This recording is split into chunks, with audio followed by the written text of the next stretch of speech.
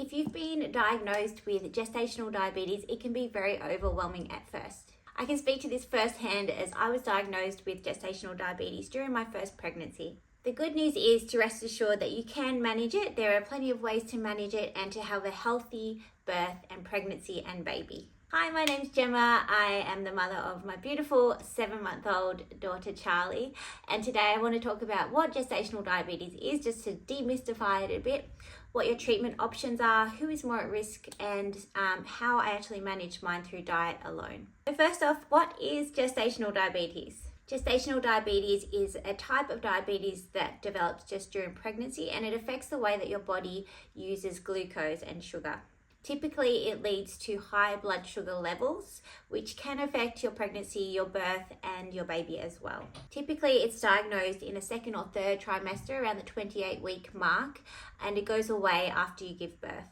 There are certain people who are more susceptible to getting gestational diabetes. Let's talk about who some of those people are. So some of the certain factors that can increase your risk of developing gestational diabetes are things like being over the age of 25.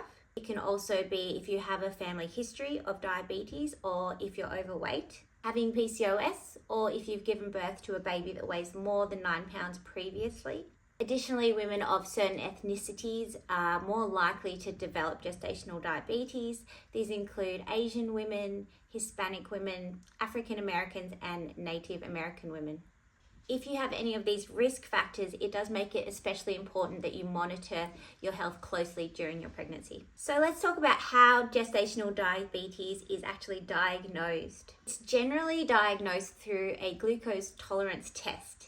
This is not a fun test by any means. You'll be required to drink a very sugary syrup-like a drink. Often makes pregnant women feel very sick, especially if they're already feeling unwell. And then you have 3 blood tests that span over a 2-hour period. You'll have a fasted blood test. They'll do one after you drink the sugary drink, about 1 hour after, and then another hour after that, they'll take your blood one more time to see what your blood sugar levels are doing during that period. Okay, so say that you are diagnosed with gestational diabetes. What happens next? What are your options for treatment? Now, obviously, your healthcare provider will be the best person to tell you what's going to work best for you. Generally, the things that they're going to advise for you to do are to monitor your blood sugar levels closely. For me, I did this through a finger prick with a little glucose monitored test. And other things that are generally advisable are staying healthy and active and monitoring what you eat as well. If your blood sugar levels continue to be out of the range, which is preferable, you might also be given some diabetes medication such as insulin that you'll need to administer yourself. For me, I was able to manage my gestational diabetes through diet alone. And one of the factors that really helped me was that I've actually previously done a ketogenic diet, and I was on that diet for about 2 years because I really liked the way that it felt for me. If you don't know what the ketogenic diet is, it's an extremely low carb diet. It's mainly made up of fat and protein. These are 2 food groups that you want to focus on getting enough of if you are diagnosed with gestational diabetes, and you want to try and limit your carbs, especially sugary carbs. So we want to go more for the whole grains rather than sugars and fruit and things like that.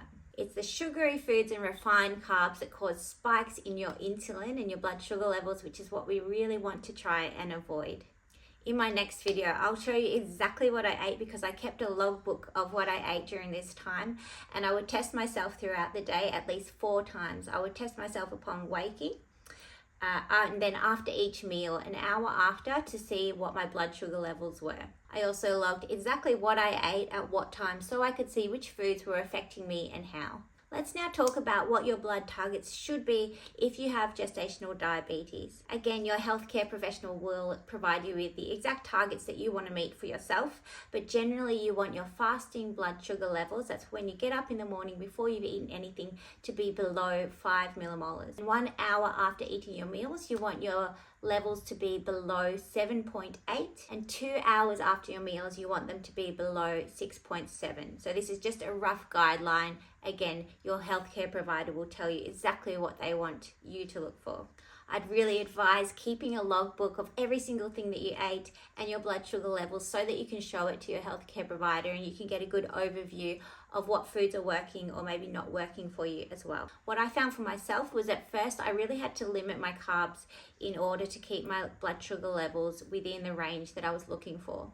But something that I didn't expect was as my pregnancy progressed, I started having to eat more carbs just to keep within that range. I also found that I had to eat more frequently. As the baby's taking all this glucose and energy from you to grow, you need to start increasing the number of meals that you have. Sometimes I would have to get up even in the middle of the night to have a little snack just to keep my blood sugar levels within the range because they would start to drop too low.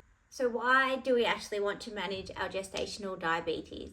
Like I said earlier, you can have a healthy birth, pregnancy and baby if you treat your gestational diabetes, but if left untreated, there are a few complications that can arise, so it's important to be aware of those as well. For the baby, some of these complications include excessive weight at birth, preterm birth, and also respiratory diseases. They may also have a higher risk of developing type 2 diabetes later in life.